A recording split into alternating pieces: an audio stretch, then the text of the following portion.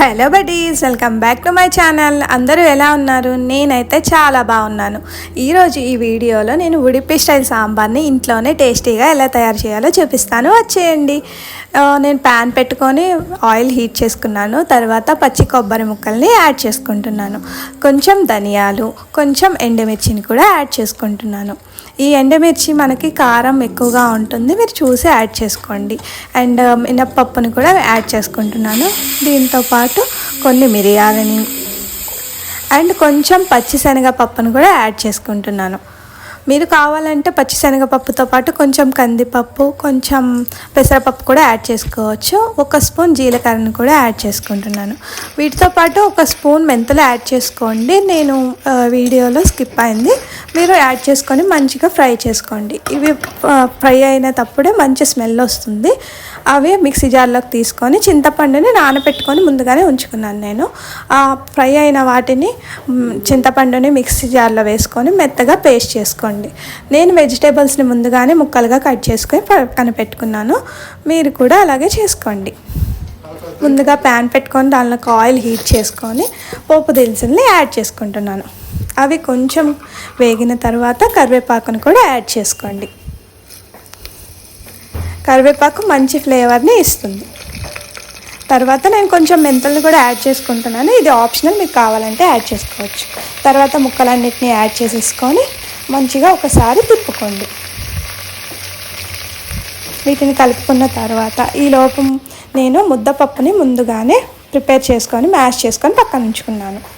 ఇప్పుడు ఆ ముక్కలలోకి నేను కొంచెం పసుపుని, ఉప్పుని యాడ్ చేసుకుంటున్నాను. మీరు ఉప్పు ఎక్కువగా తినేవాళ్ళు, తక్కువగా తినేవాళ్ళు మీ టేస్ట్ని బట్టి ఉప్పుని యాడ్ చేసుకోండి. మంచిగా ముక్కలకి పట్టేలాగా ఉప్పు, పసుపుని మంచిగా ముక్కలకి పట్టించి కలుపుకొని మూత పెట్టుకొని మగ్గించుకోండి. ఈలోపు నేను ఇడ్లీని ప్లేట్స్లోకి సర్వ్ చేసుకుంటున్నాను. ఈ సాంబార్ ఇడ్లీ, దోశ, టిఫిన్స్ అన్నిటిలోకి చాలా బాగుంటుంది. ఇది మీరు ఉడిపి ఎప్పుడైనా వెళ్తే అక్కడ టేస్ట్ చేసి ఉంటే నాతో కామెంట్స్లో షేర్ చేసుకోండి. ముక్కలు మగ్గిన తర్వాత ముందుగా మనం తయారు చేసుకున్న పేస్ట్ని యాడ్ చేసుకోవాలి. యాడ్ చేసుకున్న పేస్ట్లోకి కొంచెం వాటర్ని కూడా యాడ్ చేసుకొని మంచిగా బాగా మరగనివ్వాలి. సాంబార్ మీకు తెలుసు కదా, ఎంత మరిగితే అంత టేస్టీగా ఉంటుంది.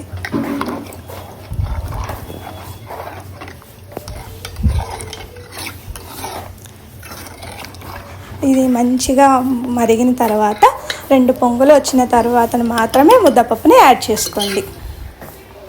పప్పు యాడ్ చేసుకొని మంచిగా బాయిల్ అవుతున్నప్పుడు లాస్ట్లో ఫైనల్గా కొత్తిమీరని యాడ్ చేసుకోవడం మర్చిపోవద్దు. కొత్తిమీరతో మంచి టేస్ట్ అనేది యాడ్ అవుతుంది.